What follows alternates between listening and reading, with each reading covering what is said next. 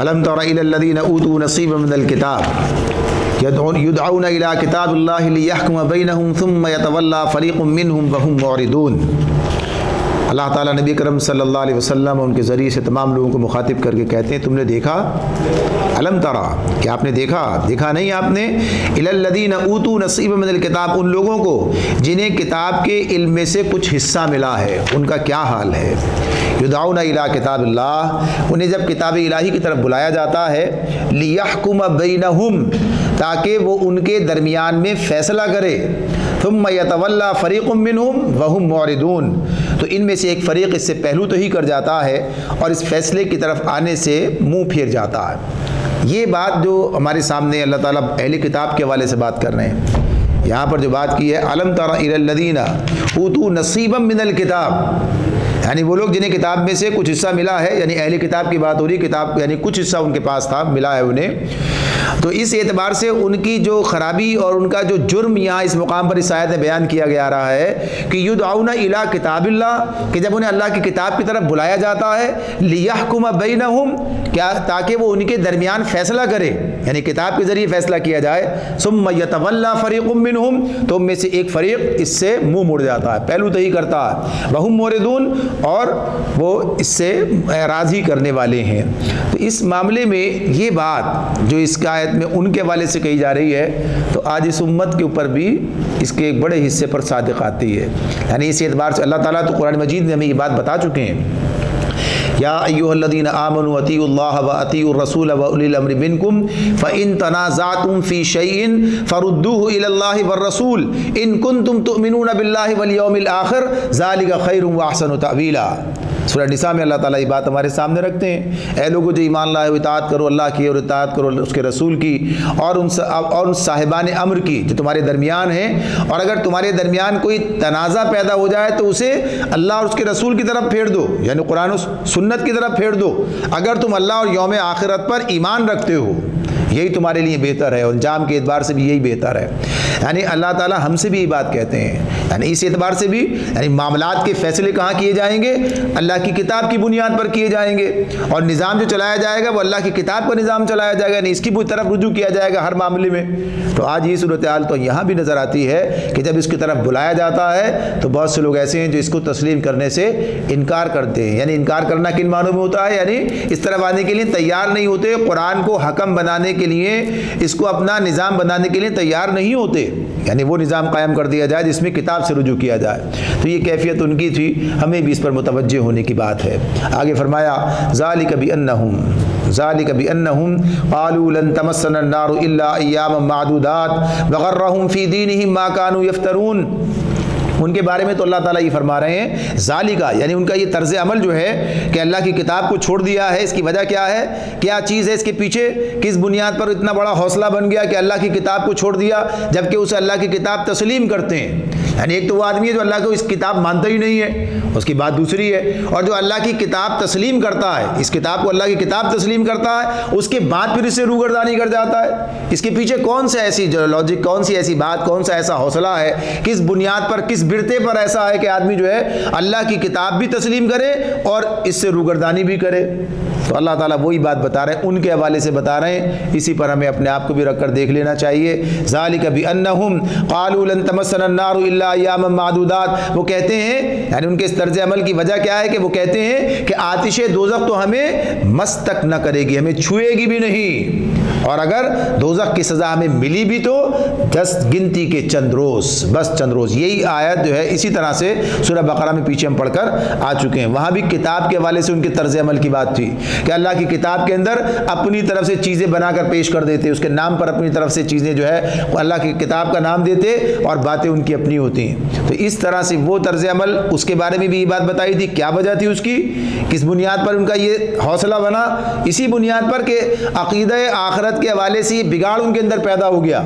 इसका इनकार नहीं था, लेकिन इसका इकरार इस हवाले से था कि बहरहाल हमें निजात तो मिल ही जाएगी, बहरहाल हमें हमारा तर्ज अमल कोई भी क्यों ना हो, بعض اوقات معاملہ یہ اسی بنیاد پر ہو جاتا ہے. دیکھیے فقہی معاملات تو اپنی جگہ پر ہیں جو کچھ جس طرح سے ہیں، اور وہ اس اعتبار سے ہیں کہ لوگوں کے درمیان معاملات چلائے جائیں، فیصلے کیے جائیں.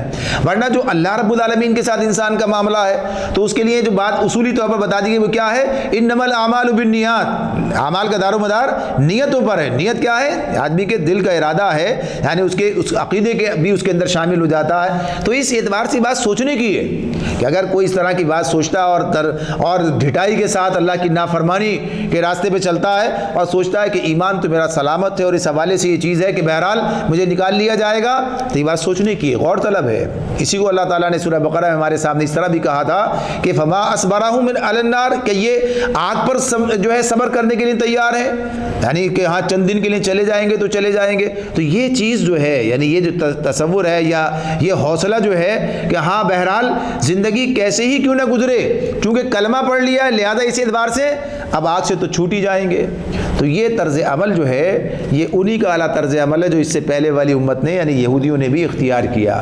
تو اللہ تعالیٰ یہی بات بتا رہے ہیں کہ یہ چیز جو ہے ان کے لیے گناہوں کے میں اضافے کا سبب بن گئی، اللہ رب العالمین کی کتاب سے روگردانی کرنے کا سبب بن گئی.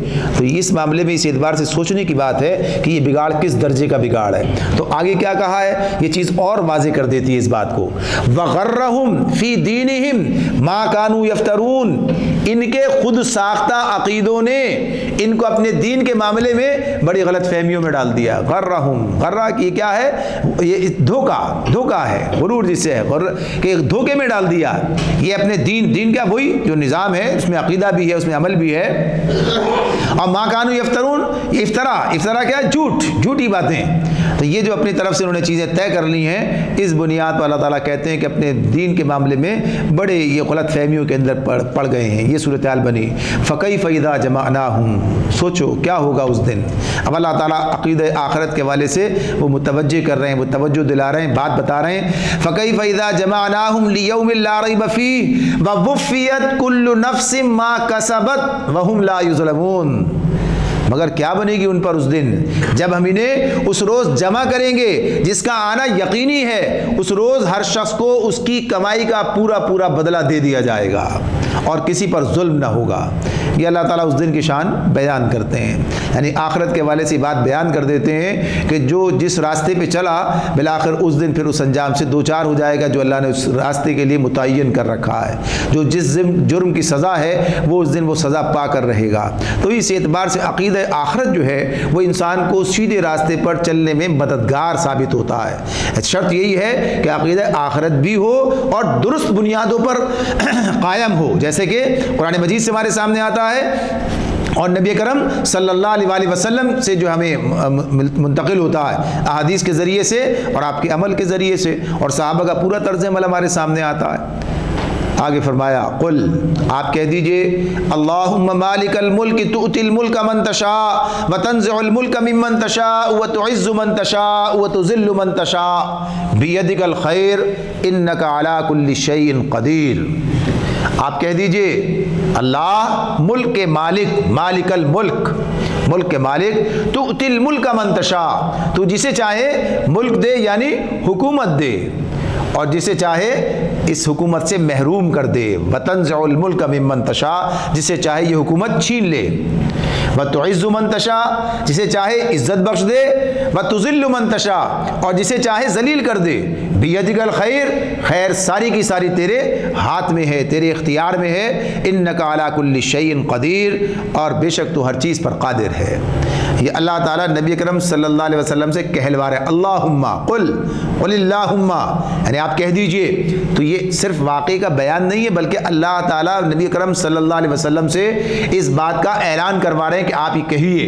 یہ بات جو ہے اور کسے مخاطب کر کے کہا جا رہا ہے؟ اللہ کو مخاطب کر کے کہا جا رہا ہے. یعنی اب یہ بات ایک تو واقعے کا بیان ہوتا ہے، جیسے اللہ تعالیٰ خود جگہ جگہ بیان کرتے ہیں انک علی کل شیء قدیر للہ ما فی السماوات و ما فی الارض وان تبدوا ما فی انفسکم وتخفوه یحاسبکم به اللہ فیغفر لمن یشاء ویعذب من یشاء واللہ علی کل شیء قدیر. سورہ بقرہ کا آخری رکوع پہلی آیت اس کی پڑھی نا ہم نے، پہلے ابھی پڑھی 2 روز پہلے. تو یہ بات اس میں سامنے تھی کیا؟ اللہ خود بیان کر رہا ہے، یعنی اللہ ہی کے لیے آسمان و زمین میں جو کچھ ہے سب اسی کا ہے اور وہی حساب لے گا سارا اور وہ جسے چاہے گا بخشے گا، جسے چاہے گا عذاب دے گا، ہر چیز پر قدرت رکھتا ہے. یعنی یہ اعلان اللہ کی طرف سے تھا. یہ کس کی طرف سے؟ اللہ کی طرف سے. تو یہ بات ذرا سی اس حوالے سے سمجھنے کی ہے کہ ایک تو اللہ نے ایک اعلان کر دیا، ایک بات بتا دی، یہ واقعہ ہے اور یہ حقیقت ہے، سامنے واضح کی جا رہی. اب کیا ہے؟ اللہ کو مخاطب کر کے یہ بات کہی جا رہی ہے. یہ بات کہنے والا کون ہے؟ اللہ کا رسول، اور رسول کے بعد سارے اہل ایمان. آج ہم یہ بات کہہ رہے ہیں اللہ سے، اللہم مالک الملک، اللہ سے ہم کہہ رہے ہیں اے اللہ تو ملک کا مالک ہے. اس کا کیا مطلب ہے؟ یعنی بات سوچنے کی ہے کہ اب کس حوالے سے ہم کیوں کہہ رہے ہیں یہ بات. یعنی ہمارا عقیدہ یہی ہے، ہم یہی سمجھتے ہیں کہ یہ جو نظام ہے یہ اللہ رب العالمین کی مشیت کے بغیر نہیں چل رہا ہے. یعنی سارا نظام جو چل رہا ہے یہ اللہ رب العالمین کی مشیت، اس کے حکم کے تحت یہ چل رہا ہے. اور یہ جو آج زبانیں بہت کچھ کہہ رہی ہوتی ہیں، لوگ کہتے ہیں کہ یہ تو آج ملکوں کے معاملات، آج حکومتوں کے معاملات کسی اور کے اختیار میں، کسی اور کے بنانے سے بنتی ہیں، کسی اور کے گرانے سے گرتی ہیں، جو ان کے کہنے سے، انہیں راضی رکھنا سے لوگوں کے کام بنتے ہیں. تو جس کا عقیدہ اس پر نہ ہو اس کی بات تو دوسری ہے. یعنی جو مسلمان ہی نہیں ہے اس کا معاملہ دوسرا ہے. لیکن ایک مسلمان اگر یہ بات سوچے، اس کا مطلب یہ ہے کہ وہ اس قرآن کی آیت سے بالکل بے خبر ہے، ناواقف ہے. اور یہ اپنی جگہ ایک واقعہ ہے. بہت ساری باتیں مسلمان اس بنیاد پر کر رہے ہیں کہ وہ قرآن سے واقفیت ہی نہیں رکھتے، ان کے سامنے وہ عقیدے ہی نہیں آتے، وہ احکامات ہی ان کے سامنے نہیں آتے، وہ دلائل ان کے سامنے موجود نہیں ہے. حالانکہ اللہ کی کتاب ان کے گھر میں بھی موجود ہے اور وہ اس کو اپنی اللہ کی کتاب کے مانتے بھی ہیں، اس کو پر ایمان بھی رکھتے ہیں. تو اللہ رب العالمین یہ بات کہتے ہیں. لیکن جب بظاہر ہمیں کچھ ایسی چیزیں نظر آتی ہیں، بظاہر جیسے کہ یہ بات ہے کہ کسی بنیاد پر تو یہ خیال پیدا ہوتا ہے نا، یہ کہا جاتا ہے، بہت سے واقعات ایسے سامنے آ جاتے ہیں کہ ان کی مرضی، ان کی ایما، ان کی شرارتیں اور ان کے منصوبے ان کے مطابق سارے کام انجام پا رہے ہوتے ہیں. تو یہ بات کیسے ہے؟ کس بنیاد پر ہے؟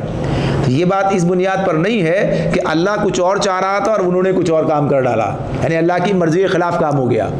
بنیادی طور پر اللہ رب العالمین نے جو نظام ہمیں بتایا ہے، جو بات قاعدہ جو ہمیں بتایا ہے، یعنی دیکھنے کی بات یہ کہ ملک کا، حکومت کا ملنا اور حکومت کا ہاتھ سے چلے جانا کن بنیادوں پر یہ کام ہوتا ہے. اللہ تعالیٰ نے واضح طور پر قرآن مجید میں جگہ جگہ یہ بات ہمیں بتا دی ہے. یعنی اسلوب بدل جاتے ہیں، الفاظ بدل جاتے ہیں، بات ایک ہی رہتی ہے. اللہ تعالیٰ سورہ آل عمران میں ہمارے سامنے بات کہتے ہیں، ابھی آگے ہمارے سامنے یہ بات آئے گی، وَلَا تَهِنُوا وَلَا تَحْزَنُوا وَأَنْتُمُ الْأَعْلَوْنَ إِن كُنتُم مُؤْمِنِينَ. نہ تم غم کرو، نہ تم اس معاملے میں کسی رنج کے اندر مبتلا ہو اور نہ کسی خوف میں مبتلا ہو، تم ہی غالب رہو گے اگر مومن ہو. یعنی اللہ تعالیٰ نے یہ بات اصولی طور پر بتا دی ہے ہمیں. اب معاملہ یہ ہے کہ اگر ہم اسے کوالیفائی کر لیں، اگر ہم اس معیار پر پورے اتر جائیں جو معیار اللہ کے پاس ہے، ایمان کا، ایمان اور ساتھ ساتھ کیا ہے؟ عمل صالح، اس کے بغیر بات نہیں بنتی ہے، اس کے بغیر بات نہیں بنتی. اللہ تعالیٰ نے سورہ نور میں فرمایا ہے، وعد اللہ الذین آمنوا منکم وعملوا الصالحات لیستخلفنہم فی الارض کما استخلف الذین من قبلہم ولیمکنن لہم دینہم الذی ارتضی لہم. یہ سب باتیں کی ہیں اللہ نے، لیکن کس کے ساتھ کی ہیں؟ جو ایمان لائیں اور عمل صالح کریں، یعنی کام پورا کریں. جب یہ کام کریں گے تو پھر یہ بات ہوگی. اب معاملہ یہ ہے کہ ہم نے یہ کام کر لیا اور پھر بھی نتیجہ کچھ اور نکل رہا ہے، پھر بات شکایت کی ہو سکتی ہے، پھر بات سوچنے کی ہو سکتی ہے. لیکن جب وہ کام ہی نہیں کیا تو اب دنیا کا نظام ہے جو اللہ جیسے چاہے چلا رہا ہے، اور اس نظام کے اندر یہ بھی ہے کہ لوگوں کے ساتھ ان کے اعمال کی بنیاد پر معاملہ بھی کیا جا رہا ہے. یعنی اگر آج مسلمانوں کے ساتھ جو صورتحال ہے، اس صورتحال کا سبب کیا ہے؟ ان کے اپنے اعمال ہیں، ان کے اپنی حرکات ہیں، ان کے اپنے طور طریقے ہیں. یعنی اللہ ناراض ہے، گویا کہ یہ کیا ہے؟ اللہ کی طرف سے تنبیہات ہیں، اللہ کی طرف سے پکڑ ہے. یہ یعنی ایک تو آزمائشیں ہوتی ہیں. آزمائشیں کب آتی ہیں؟ حق کے راستے پر جب چلتے رہیں اور جب تکلیفیں آئیں تو وہ آزمائش ہوتی ہے. حق کے راستے پر انسان چل رہا ہے اور تکلیف آتی ہے، مصیبت آتی ہے، پریشانی آتی ہے، یہ آزمائشیں ہیں. اور جب انسان گناہوں کے راستے پہ چل رہا ہے، اللہ کی نافرمانی کے راستے پہ چل رہا ہے، تب یہ تنبیہات آتی ہیں. یعنی فرق ہے. یہ انسان دیکھ سکتا ہے خود اپنے آپ کو، میں کس راستے پہ چل رہا ہوں، کون سا راستہ اختیار کر رکھا ہے میں نے، یہ جو مصیبت آئی ہے کس بنیاد پر آئی ہے. یہ حق کے راستے پر چلنے کے نتیجے میں آ رہی ہے یا یہ کہ گناہوں کے نتیجے میں آ رہی ہے، یہ گناہ کے راستے پہ چلنے کے نتیجے میں آ رہی ہے، تو یہ چیزیں سامنے واضح ہوتی ہیں۔ تو یہ جو سارے معاملات اس بنیاد پر ہیں، تو یہ ہمارا عقیدہ ہے، یہ ہمارا فیصلہ، ہمارا عزم ہے۔ یہ بات جو بتائی گئی اس میں کہ ملک کا مالک کون ہے؟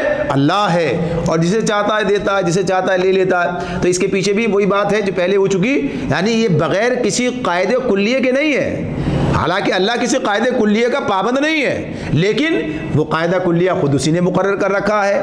وہ جو اس کی حکمت ہے، اور وہ جو اس کا عدل ہے، اور وہ جو اس کا انتظام ہے، اور وہ جو اس کے وعدے ہیں، یعنی ان کی بنیاد پر ہے۔ وہ خیر کا ساتھی ہے، وہ خیر کا یعنی نیکی اور نیک لوگوں کا ساتھی ہے۔ اللہ تعالیٰ نے کہا ہے کہ اس کی معیت کن لوگوں کو میسر آئے گی اور کن پر اس کا انعام ہوگا۔ تو اس اعتبار سے یہ چیزیں جو ہیں یہ ہمارے سامنے واضح کر دی گئی۔ کوئی اس کے اپنے فیصلے میں مزاحم نہیں ہو سکتا۔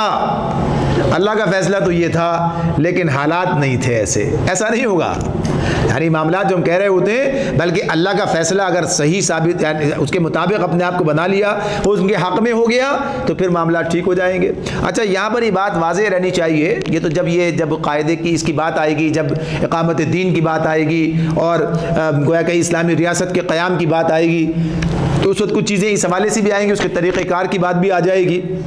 لیکن یہ بات یہاں پر واضح رہنی چاہیے اور ہر ایسے موقع پر سامنے رہنی چاہیے کہ جب کبھی یہ بات کہی جاتی ہے وَأَنْتُمُ الْأَعْلَوْنَ إِن كُنتُم مُؤْمِنِينَ، تم ہی غالب رہو گے اگر مومن ہو، اس کا مطلب کیا ہوتا ہے؟ کہ صرف انسان جو ہے مسجدیں آباد کر کے، اور یا کہیے کہ محراب و منبر کے ساتھ وابستہ ہو کر، یا اور ایسے دیگر کام کر کے، اور اپنے آپ کو سمجھے کہ اب غلبہ خود بخود چلا آئے گا، ایسا نہیں۔ ایمان کا تقاضا یہ بھی ہے کہ انسان جو ہے حق کی چوٹ باطل پر لگائے، یعنی یہ ایمان کا تقاضا ہے۔ یہ اگر کوئی آدمی یعنی نظام باطل کو غالب پا کر اور وہ گھر کے اندر چین کی نیند سوتا ہے، تو یہ ایمان کے منافی بات ہے۔ یہ یعنی اس کے دل میں ایک تڑپ ہونی چاہیے، اس کے اندر ایک جذبہ پیدا ہونا چاہیے، نبی اکرم صلی اللہ علیہ وسلم کی شریعت کو مغلوب دیکھ کر، قرآن کے نظام کو پامال دیکھ کر، جبکہ ملک بھی اسی کا ہو، نام بھی اسی کا ہو، دین بھی اسی کا ہو، اس کے اندر کوئی ہلچل ہونی چاہیے، کوئی تڑپ ہونی چاہیے، اس بات کی تڑپ ہونی چاہیے کہ اللہ کا دین غالب ہو، شریعت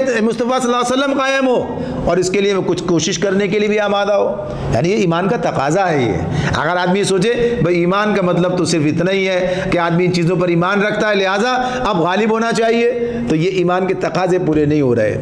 اس معاملے میں تو کیسے کہا جا سکتا ہے کہ ہاں قانونی تقاضے پورے کر دیے جائیں، لیکن جو حقیقی تقاضے ہیں، یعنی جو ایمان کے بعد عمل صالح کی بات ہے اور اپنی ذمہ داریاں ادا کرنے کی بات اور ایمان کے تقاضے پورے کرنے کی بات، وہ اسی صورت میں ہوتی ہے جب آدمی یہ طرز عمل جو صحیح ہے اللہ کو مطلوب ہے اختیار کرتا ہے۔ تو اس حوالے سے یہ ساری بات ہے۔ اور پھر یہ جو کہا وَتُعِزُّ مَن تَشَاءُ، عزت دینے کی بات، ذلت دینے کی بات، یہ سب بھی کیا ہے؟ ظاہر ہے کہ جو اللہ نے بتا دیا یہ عزت کا راستہ ہے، یہ ذلت کا راستہ ہے، یعنی اللہ تعالیٰ خود یہ بات واضح طور پر بتاتے ہیں، یہ بات ہمارے سامنے واضح کرتے ہیں۔ یہ بات آگے بھی آنے والی ہے جس میں اللہ تعالیٰ یہ بات بتاتے ہیں کہ اللہ رب العالمین کس بنیاد پر کیسے انسانوں کو عزت عطا کرتے ہیں، کیا چیز ہے، کون سے راستے ہیں، اس کے بتائے ہوئے راستے پر چل کر ہی انسان جو ہے معزز ہو سکتا ہے، اور اس کے راستے کو چھوڑ کر انسان جو ہے رسوا اور ذلیل ہو جاتا ہے۔ اور آج کی رسوائی اور ذلت کا معاملہ بالکل سامنے ہے، اور جن لوگوں کو اللہ تعالیٰ نے عزت و سرفرازی عطا فرمائی، جسے علامہ اقبال نے ان الفاظ میں ہمارے سامنے رکھا، وہ معزز تھے زمانے میں مسلمان ہو کر، وہ معزز تھے زمانے میں مسلمان ہو کر، اور ہم ہوئے خوار تارک قرآن ہو کر۔ خوار کی بات یعنی وہی ذلت کا معاملہ جو ہے سامنے آ گیا۔ تو یہ نہیں ہے کہ بغیر کسی قاعدے قانون کلیے کہ اللہ نے وہ ہمیں بتا دیا ہے کہ دیکھو یہ راستہ ہے، عزت کا راستہ ہے، اور ہے ہمارے بتائے ہوئے راستے کے مطابق، ہمارا اختیار ہے، تو جو چیز ہم نے طے کر دی اسی پر چل کر یہ ملے گا، اس کے بغیر نہیں مل سکتا۔ جھوٹی عزت کا معاملہ دوسرا ہے۔ جھوٹی عزت تو لوگ خوش ہوتے ہیں، کوئی خوشامد کو عزت سمجھ رہا ہوتا ہے، جو اپنے مطالب کے لیے، اپنے مقصد کے لیے، اپنے مدعا کے لیے لوگ اختیار کر رہے ہوتے ہیں، یعنی یہ سب کچھ ہو رہا ہوتا ہے۔ تو اس اعتبار سے دشمن بھی کبھی کبھی یہ کام کرتا ہے کہ اپنے مقصد کو پورا کرنے کے لیے لوگوں کو شاباشی دیتا ہوا اپنے غلط راستے پر آگے بڑھا کر لیتا چلا جاتا ہے۔ شیطان کا طرز عمل ہے۔ بیدک الخیر، خیر ساری اللہ کے ہاتھ میں ہے۔ اچھا، یہ جو بیدک الخیر کہا ہے، اب اس میں جو مضمون ہے، مضمون تو یہ بڑا ہے۔ اللہ تعالیٰ یہ بات کہتے ہیں کہ اے آپ کہہ دیجئے اے اللہ ملک کے مالک، جسے چاہے ملک دے اور جس سے چاہے حکومت دے، جسے چاہے حکومت واپس لے لے، چھین لے، جسے چاہے عزت دے، جسے چاہے ذلیل کر دے۔ اب یہ دو چیزیں کیا ہیں؟ خیر اور شر، یعنی دو معاملات آ گئے نا اس کے اندر۔ خیر بھی کی بات بھی ہے، دینا خیر ہے، واپس لے لینا کیا ہے؟ چلو واپس لینے کی بات۔ ذلت کی بات کیا ہے؟ ذلت تو انسان کے لیے شر ہے نا، ذلت تو انسان کے لیے خیر نہیں ہے، لیکن یہاں یہ بات بھی ہو رہی ہے۔ مگر آگے کیا کہا جا رہا ہے؟ بیدک الخیر، اللہ کے ہاتھ میں ہی ساری خیر ہے۔ یہ کیوں نہیں کہا جا رہا خیر اور شر دونوں اللہ کے ہاتھ میں؟ یعنی یہ تو ہم کہتے ہیں نا، ویسے تو ہمارے ایمان کا حصہ ہے۔ ایمان مفصل میں کیا کہتے ہیں؟ والقدر خیرہ وشرہ من اللہ تعالی، یعنی ہر اچھی اور بری تقدیر اللہ کی طرف سے ہے۔ لیکن یہاں اس مقام پر جو بات آ رہی ہے کیا ہے؟ اس میں جو پہلو موجود ہے وہ یہ ہے کہ اللہ رب العالمین جو نظام چلا رہے ہیں وہ خیر کی بنیاد پر ہے۔ یعنی کسی سے کوئی چیز لے لینا، یعنی کسی سے کوئی اختیار لے لینا، کسی سے کوئی منصب واپس لے لینا، یہ کیا ہے؟ مجموعی طور پر انسانیت کی خیر اور انسانیت کی بھلائی کا معاملہ ہے۔ یعنی آپ دیکھیے، اگر ایک نااہل کو کوئی منصب دے دیا جائے، نااہل کو منصب دے دیا ہے تو نتیجہ کیا نکلے گا؟ خرابی کی صورت میں سامنے آئے گا، نااہل کے نتیجے میں خرابی کی صورت میں سامنے آئے گا۔ اور اس کے بہت سارے پہلو، اگر ہم اس طرف جائیں تو بہت طویل اس کے لیے تفصیل چاہیے کہ اس میں یہ بات ہو کہ آخر بھائی وہ تو مشرک ہیں، وہ تو ملحد ہیں، اور ان کے اندر اتنی خراب، یہ سب اپنی جگہ پر بات، یہ ساری چیزیں اپنی جگہ پر ہیں۔ لیکن بات کیا ہے کہ جب ایک آدمی اللہ کے دین اور اللہ کے نام سے، یعنی اللہ کے نظام کے نام سے سامنے آئے گا، اور پھر جب وہ کوتاہیاں، غلطیاں اور خامیاں اور ساری خرابیاں پیدا کرے گا، تو سب کس کے کھاتے میں جائیں گی؟ اسلام کے کھاتے میں جا رہی ہوں گی۔ یعنی پھر کیا ہوگا؟ کیا کہا جائے گا؟ اسلام قابل عمل نہیں ہے، عمل درآمد نہیں ہو سکتا اس پر۔ یعنی گویا کہیے کہ یہ بھی، اس میں بھی کہ اللہ تعالیٰ اس اعتبار سے پہلے تیار کرنے کا موقع دیتا ہے، یہ سارے کام کرتا ہے۔ تو گویا کہیے اس اعتبار سے جو خیر شر کے پیمانے ہیں، اس میں یہ فیصلے جو ہیں وہ بہرحال کسی ایک آدمی کے حق میں برے محسوس ہو رہے ہوں، لیکن مجموعی طور پر وہ خیر کا سبب ہی بنتے ہیں۔ جیسے اللہ تعالیٰ یہ جو مختلف قومیں ہیں، کسی کو اٹھاتا ہے، کسی کو گرا دیتا ہے، تو مجموعی طور پر نظام کے لیے تو قرآن مجید میں مقام آئے گا ہمارے سامنے، اس میں اللہ تعالیٰ یہ بات بتاتے ہیں کہ اگر لوگوں کو ایک دوسرے کے ذریعے سے یہ اس طرح سے اللہ ہٹاتا نہ رہتا تو زمین میں بڑا فساد برپا ہو جاتا۔ حالانکہ جس کو ہٹایا جا رہا ہے اس کے لیے شر ہے، یعنی اس معاملے میں، لیکن بحیثیت مجموعی وہ گیا کہ یہ فساد کے خاتمے کا ذریعہ بنایا جا رہا ہے۔ تو یہ سب چیزیں اس کے اندر ہیں۔ تو انک علی کل شیء قدیر، اللہ ہر چیز پر قدرت رکھتا ہے۔ تولج اللیل فی النہار وتولج النہار فی اللیل، رات کو دن میں پروتا ہوا لے آتا ہے اور دن کو رات میں۔ وتخرج الحی من المیت وتخرج المیت من الحی، جاندار میں سے بے جان کو نکالتا ہے اور بے جان میں سے جاندار کو۔ وتخرج الحی من المیت وتخرج المیت من الحی وترزق من تشاء بغیر حساب، اور جسے چاہتا ہے بے حساب رزق دیتا ہے۔ یعنی سب یہ اللہ کے اختیار کی بات ہو رہی ہے۔ جیسے اللہ کی قدرت کی بات آئی تھی نا، یہ بھی ہم دیکھتے ہیں کائنات میں جو نظام چل رہا ہے، کس طریقے سے اللہ تعالیٰ دن کو رات میں پروتا ہے، رات کو دن میں پرو دیتا ہے، یعنی رات اور دن کا آنا جانا، یعنی یہ کیفیات ہیں جنہیں دیکھ کر انسان پہچانتا ہے اپنے رب کو۔ اور پھر یہی کہ کبھی رات بڑی، کبھی دن بڑا، کبھی جس وقت میں عصر ہو رہی ہے تو اس وقت میں مغرب کا وقت ہو گیا ہے، مغرب کے وقت میں عشاء ہو رہی ہے، یعنی ساری چیزیں ہمارے سامنے، دن بڑے ہو رہے ہیں، دن چھوٹے ہو رہے ہیں، راتیں بڑی ہو رہی ہیں۔ یہ سب کس نظام کے تحت؟ اللہ کے اس نظام کے، اس حکمت کے تحت یہ سارے کام انجام پا رہے ہیں۔ کسی انسان کے بس کی بات نہیں ہے کہ وہ ان چیزوں میں کوئی کسی قسم کا اپنا یعنی مداخلت کر کے اپنی مرضی کے مطابق کر لے، کسی کے اختیار کی بات نہیں، یہ سب اللہ ہی کا معاملہ ہے۔ اور ایسے ہی وہ مردہ اور زندہ کی بات جو اس میں اللہ نے ہمارے سامنے رکھی ہے کہ زندوں سے مردہ چیزیں نکال دیتا ہے، مردوں سے زندہ چیزیں پیدا کر دیتا ہے۔ تو وہی کیا، کبھی بیج سے جو ہے درخت بناتا ہے، کبھی مردار سے جو ہے اس کے اندر ایسے مادے جانداروں سے نکلتے ہیں کہ جو بے جان ہوتے ہیں۔ تو غرض یہ کہ یہ اللہ کی قدرت کا بیان ہے بنیادی طور پر، کہ اللہ کے اختیار کلی کی بات۔ انسان کا معاملہ اسی اعتبار سے وہ کہتے ہیں نا، کہا گیا کہ انسان کی حیثیت کیا ہے، یعنی پانی نہ ملے تو کیا ہوتا، پانی جا کے باہر نہ نکلے تو کیا ہوتا ہے، یعنی بظاہر تو پانی بے جان ہے، لیکن جب باہر نہیں نکلتا تو کیا نتیجہ ہوتا ہے؟ اسے کون نکال رہا ہوتا؟ اللہ ہی نکال رہا ہوتا۔ یہ سارا نظام اس نے بنا رکھا، اس کو دیکھا جائے۔ اور یہ کہ ہر جسے چاہتا ہے بے حساب رزق دیتا ہے۔ تو یہ رزق کا معاملہ بھی کیا ہے؟ آزمائش ہے۔ یہ ساری چیزیں سامنے آتی رہیں۔ لا يتخذ المؤمنون الکافرین اولیاء من دون المؤمنین۔ پھر ایک بات اللہ ہمارے سامنے رکھتے ہیں، پیچھے بات کی تھی ایک دوسرے انداز سے، پیچھے سورہ بقرہ میں ہم نے پڑھا تھا، اب دوسرے مقام پر یہ بات پھر سامنے آئی ہے، اور آگے چلیں گے تو پھر مزید اللہ تعالیٰ اس بارے میں اسلوب بدلیں گے اور بات یہی کہیں گے، لیکن یہاں جس انداز سے آئی ہے بڑا زور ہے اس کے اندر۔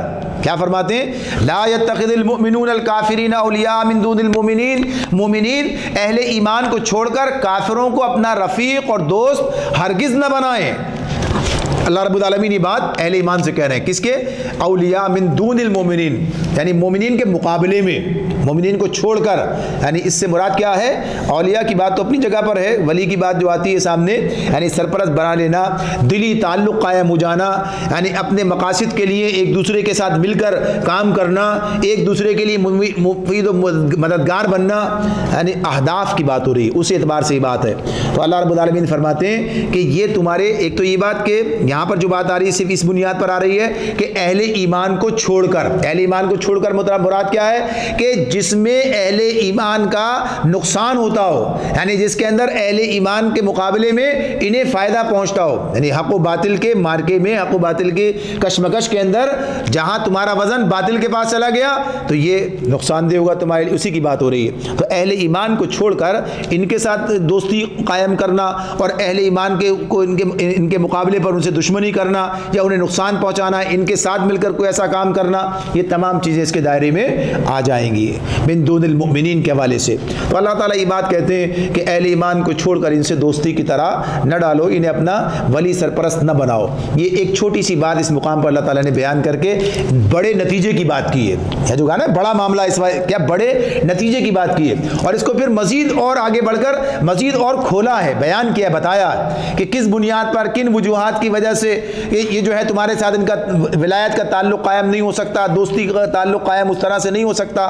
یعنی جو تعلقات کی نوعیت ہوتی ہے اس میں ایک تو دلی تعلق ہوتا ہے، ایک کاروباری تعلق ہوتا ہے، ایک معاشرتی تعلق ہوتا ہے، ایک کہیے کہ دنیا دارانہ یعنی خیر خواہی، ہمدردی، اس کا تعلق ہوتا ہے۔ تعلقات کی بہت سی بنیادیں ہوتی ہیں، یعنی بات تو یہ ہوتی ہے انسان کسی جانور کو اگر مرتے ہوئے دیکھ رہا ہو تو اسے رحم آتا ہے اس کے اوپر، یعنی تعلق تو ویسے تو کچھ بھی نہیں ہے، لیکن کیا ہے اس پر بھی انسان سوچتا ہے کہ یہ اگر کس طرح سے مر رہا ہے تو اس کو دیکھ کر کوئی اس کے اندر رحم کا جذبہ پیدا ہوتا ہے، یا یہ کہیے وہ بھوک سے پیاس سے مر رہا ہے، اسے پانی پلا دینا، اسے کھانا کھلا دینا، یعنی یہ بھی نیکی کے زمرے میں بھی آ جاتا ہے۔ یہ کیا ہے؟ یہ تو الگ تعلق ہے، یہ گویا کہیے کہ رحم کا تعلق ہے، یہ گویا کہیے کام آنے کی بات ہے، یہ تعلقات الگ ہیں۔ لیکن ولایت کا جو تعلق ہے، جس کی بات میں نے آپ سے عرض کی کہ جہاں مقاصد ایک ہو جائیں، جہاں محبتیں اور دلی تعلق قائم ہو جائے، جب ایک دوسرے کے سرپرست قرار پائیں، ایک دوسرے کے لیے جو ہے قربانی دینے کام کرنے کے لیے ان کے منصوبوں پر تیار ہو جائیں،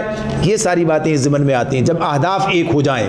بس گویا کہیے کہ اگر ایک ہی جملے کو سامنے لے لیا جائے کہ جب اہداف ایک ہو جائیں، یعنی وہی ہمارے دوست اور ولی ہیں کہ جو ہمارے اہداف کے لیے ہمارے ساتھ شریک ہیں، اس اعتبار سے تو یہ نہیں ہو سکتے۔ اب کیا کہا؟ وَمَن يَفْعَلْ ذَلِكَ، اور جو کوئی ایسا کرے گا، اب یہ بات جو اس میں اللہ تعالیٰ کہتے ہیں جس نے اہل ایمان کو چھوڑ کر کافروں کو اپنا رفیق بنا لیا، وَمَن يَفْعَلْ ذَلِكَ فَلَيْسَ مِنَ اللَّهِ فِي شَيْءٍ، اس کا اللہ سے کوئی تعلق نہیں ہے۔ اللہ نے اپنے آپ سے تعلق توڑنے کی بات کر دی ہے۔ اللہ تعالیٰ کیا کہتے ہیں؟ واضح بات، صاف ستھری بات، بالکل دو ٹوک بات ہے۔ وَمَن يَفْعَلْ ذَلِكَ، جو کوئی ایسا کرے گا، فَلَيْسَ مِنَ اللَّهِ فِي شَيْءٍ، اس کا اللہ سے کوئی تعلق نہیں ہے۔ اللہ نے اسے اپنے تعلق توڑنے کی بات علی الاعلان واضح کر دی ہے۔ سورہ مائدہ میں بھی اس بات کو ہم پڑھیں گے، اور لیکن جتنا زور یہاں پر ہے، اللہ نے کہا ہے فَلَيْسَ مِنَ اللَّهِ فِي شَيْءٍ، اللہ سے اس کا کوئی بھی ذرہ برابر بھی تعلق، مِنَ اللَّهِ فِي شَيْءٍ، کوئی بھی تعلق ختم، کوئی باقی نہیں ہے۔ ہاں استثناء دیا ہے، آگے استثناء دیا ہے، الا سوائے اس کے ان تتقوا منہم تقاہ، ہاں یہ معاف ہے، یعنی کیا کس بنیاد پر کہا گیا؟ الا یہ کیا ہے کہ تم ان کے ظلم سے بچنے کے لیے بظاہر ایسا طرز عمل اختیار کر جاؤ، یعنی یہ جیسے وہ اللہ تعالیٰ کہتے ہیں نا یہ تمام چیزیں حرام ہیں، جیسے حرام کی بات آئے گی ہمارے سامنے، پیچھے بھی گزری ہے، جس میں حرام کے بارے میں کیا کہا؟ الا یہ کہ انسان کو اپنی جان بچانے کے لیے کوئی چیز استعمال کرنی پڑ جائے، اضطرار، حالت اضطرار، اور حالت اضطرار کے اندر بھی کیا بات ہے، یعنی حالت اضطرار کے معاملے میں بھی صرف بات اتنی ہے کہ جس سے انسان کی جان بچ سکتی ہو، بس اتنا ہی، اور کوئی رغبت بھی نہ ہو اور اس میں اضافہ بھی نہ ہو، وہ حلال یعنی حرام کو استعمال کرنا، اس کی بات ہے اس کے اندر۔ اور یہاں پر جو بات تعلق کی ہو رہی ہے تو یہاں پر کیا ہے، یعنی اس اعتبار سے کہ اگر کوئی مسلمان کسی دشمن اسلام جماعت کے اندر پھنس گیا ہے، کسی ایسے ان کے چنگل میں پھنس گیا ہے اور ان کے ظلم و ستم کا خوف ہے، تو یہ اجازت دی جا رہی ہے، کہاں ٹھیک ہے بظاہر ایسا طرز عمل اختیار کر جاؤ۔ کہاں بات ہو رہی ہے، آدمی پھنس گیا ہے، کوئی مصیبت میں آ گیا ہے، کسی کے کوئی کہیے کہ ان کے دباؤ کے اندر ہے، تو بظاہر کوئی ایسا طرز عمل، دل سے نہیں، بظاہر کوئی ایسا طرز عمل، دل سے گیا تو گیا، اس کا معاملہ تو اپنی جگہ واضح ہے۔ تو اس اعتبار سے یا گویا کہیے کہ ایسے حالات بھی ہیں کہ جہاں پر ان کا ظلم اتنا ہے اور آدمی اپنے اندر قوت برداشت نہیں پاتا ہے، اور اس موقع پر وہ کوئی ایسی بات کہہ دیتا ہے، اپنی زبان سے بھی کہہ دیتا ہے، تو اسلام کے یا مسلمانوں کے خلاف ہے، عقیدے کے اعتبار سے بھی، تو اس کی بھی گنجائش ہے۔